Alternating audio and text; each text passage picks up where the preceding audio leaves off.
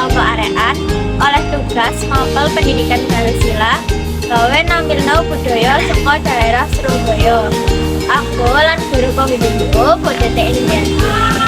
Awak dewek saka kelas 10 TK SMK Negeri 1 Cilacap. Kulo Gendis Ayudya Pramesti, nomor presensi 16. Lan anggotaku Kulo Distika Lila Agatha saka absen 1. Kulo Karista Lasahlaha saka absen 7. Kulo Umu Sofiatus Salsabila saka absen 33. Kulo Salsabila Latif saka absen 29. Kulo Yasifa Fulana saka absen 19. Kulo Syisha Prilazani saka absen 30. Kota Surabaya sebagai ibu kota Provinsi Jawa Timur terletak di tepi pantai utara Provinsi Jawa Timur. Wilayahnya berbatasan dengan Selat Madura di sebelah utara dan timur, Kabupaten Sidoarjo di sebelah selatan, dan Kabupaten Gresik di sebelah barat. Luas wilayah kota Surabaya adalah 52.087 hektar dengan luas daratan 33.048 hektar atau 63,45%, dan luas wilayah laut yang dikelola oleh pemerintah kota sebesar 19.039 hektar atau 36,55%. Secara topografi, kota Surabaya 80% dataran rendah dengan ketinggian 3-6 meter di atas permukaan laut, kecuali di bagian selatan terdapat 2 bukit landai di daerah Lidah, Kecamatan Lakar Santri, dan Gayungan dengan ketinggian 25-50 meter di atas permukaan laut. Jenis batuan yang ada terdiri dari 4 jenis yang pada dasarnya merupakan tanah liat atau unit-unit pasir. Sedangkan jenis tanah sebagian besar berupa tanah aluvial, selebihnya tanah dengan kadar kapur yang tinggi atau daerah perbukitan. Secara geografis, kota Surabaya terletak di hilir sebuah daerah aliran sungai berantas yang bermuara di Selat Madura. Sedekah bumi merupakan wujud rasa syukur masyarakat di kawasan Sabikarep setelah menerima hasil bumi yang melimpah. Dengan adanya tradisi ini, warga berharap akan diberi banyak limpahan rezeki dan dijauhkan dari bahaya. Masyarakat yang melakukan tradisi ini biasanya akan membuat semacam tumpeng yang diisi dengan hasil bumi yang melimpah seperti buah dan juga sayur. Kemudian tumpeng akan diperebutkan oleh banyak orang. Temu manten pekun merupakan pertemuan antara calon pengantin laki-laki dan calon pengantin perempuan. Namun, tradisi ini sudah jarang dilakukan oleh masyarakat karena biayanya yang cukup mahal. Dalam tradisi temu manten pekun, ritual dan pakaian yang digunakan begitu kental dengan unsur budaya Surabaya, Tionghoa, dan Arab. Kemudian akan dilanjutkan dengan arak-arakan yang biasanya berjalan sangat meriah bersama rombongan dan menjadi tontonan warga setempat. Gulat Okol.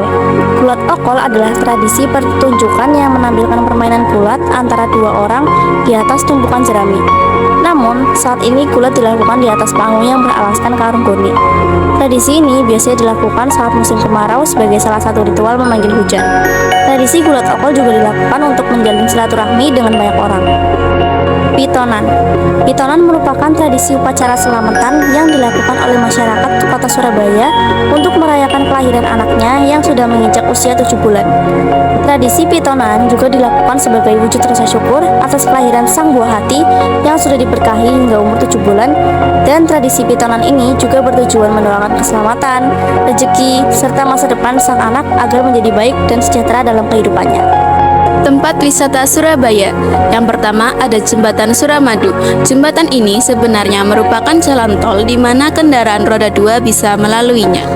Selain itu, jembatan yang memiliki panjang mencapai 5.438 meter ini disebut-sebut sebagai jembatan terpanjang di Indonesia saat ini. Kedua, ada Museum House of Sampurna. House of Sampurna adalah sebuah museum tembakau dan markas besar Sampurna yang terletak terletak di Surabaya.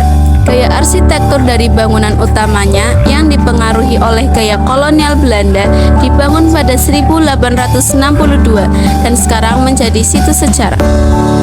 Ketiga, ada Tugu Pahlawan Surabaya. Museum 10 November Surabaya adalah salah satu museum yang terletak di kota Surabaya. Dibangun pada tahun 1945, museum ini dibangun dengan tujuan untuk mempelajari dan memperdalam peristiwa pertempuran 10 November 1945. Museum 10 November beralamat di Jalan Pahlawan, Surabaya. Yang keempat, ada Kebun Binatang Surabaya. Kebun Binatang Surabaya adalah salah satu kebun binatang yang populer di Indonesia dan terletak di Surabaya. Di dalamnya terdapat lebih dari 230 spesies satwa yang berbeda yang terdiri dari lebih dari 2.179 ekor satwa. Pakaian adat Cak Daning. Baju untuk Cak berupa beskap lengan panjang yang dihiasi dengan beberapa aksesoris, terutama di depan dada sebelah kanan. Cak mengenakan odeng sebagai penutup kepala.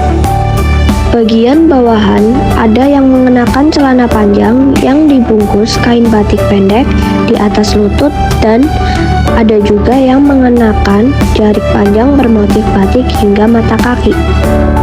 Baju untuk Ning berupa pakaian kebaya dengan warna yang beragam dengan paduan bawahan berupa kain jarik bermotif batik. Pada awalnya, rambut pada Ning menggunakan bun atau sanggul.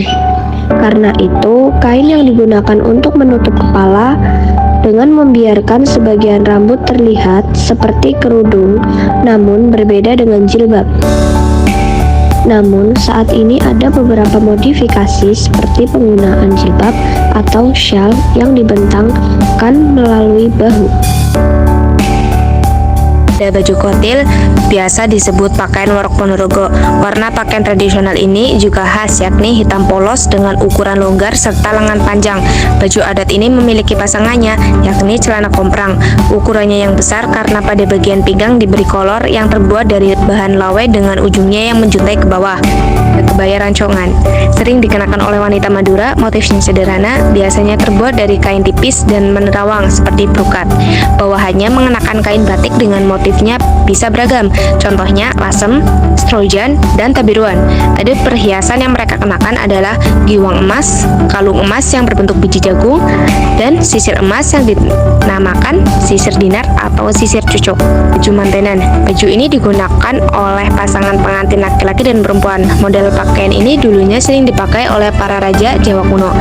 Baju mantenan untuk pria terbuat dari kain buludru hitam dan berupa beskap atau jas resmi dalam tradisi Jawa Mataram, yang bagian depan dan belakangnya tidak sama panjangnya. Beskap tersebut didominasi oleh motif berwarna emas yang terbuat dari kawat. Pada wanita, kemben merupakan kain yang digunakan untuk melilit tubuh wanita bagian dada dan perut.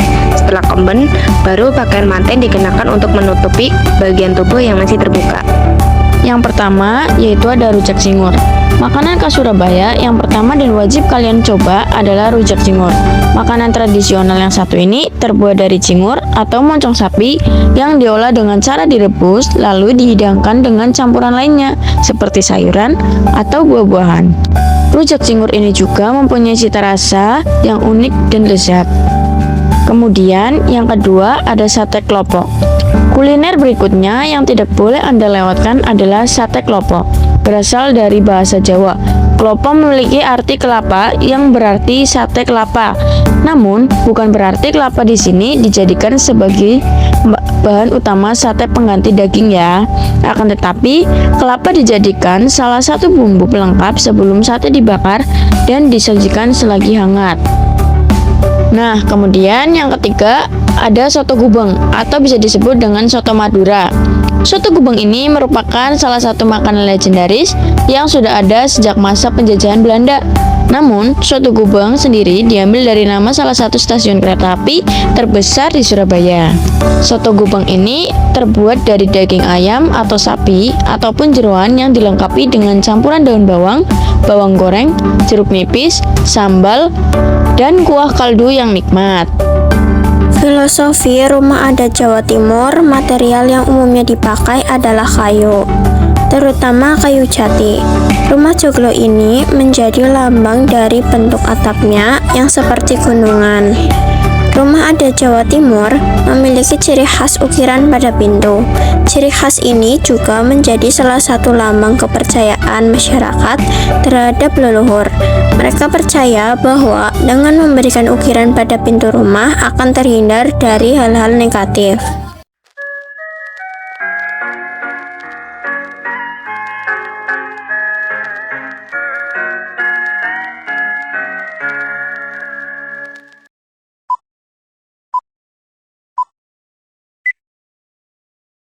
Ing sawijining dina ana bocah-bocah sing sinau. Aduh, ini nomor telu carane ya apa sih? Oh iya, lah iya carane ya apa sih carane? Dadi ngene carane. Gendis njelasno ndek kanca-kancane.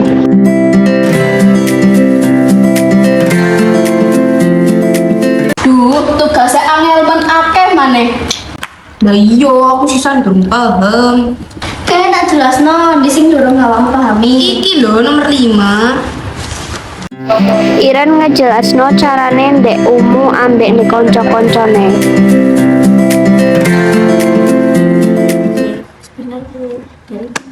Duh, tugas gak mari-mari melanggar ngeluh, mending awake dhewe istirahat ae wis. Iya kok kesel. Tuku es bayu malah aku. Ayo. Arek-arek budal ning warung.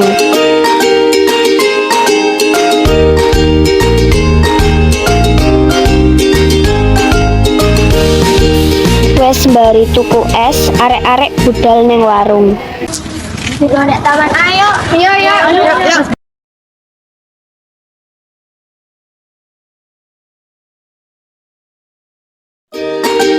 Arek-arek guyonan kabeh sampe lali karo tugase.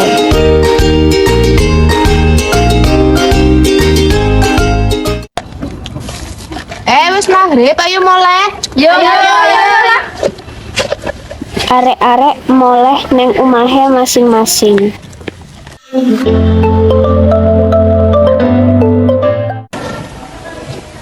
Awakmu wis mari tak tugasnya? Oh iya, laliku. Ya opo sih? Kok iso lho awakmu iki laliku lho? Kan ngajaknya bareng-bareng. Woi. Loh, kenapa tuh, Ren? Dia guru baring tugas. Oh iya. Ojo tau ninggalake jejibahan, amarga jejibahan iku tanggung jawabmu dadi pelajar.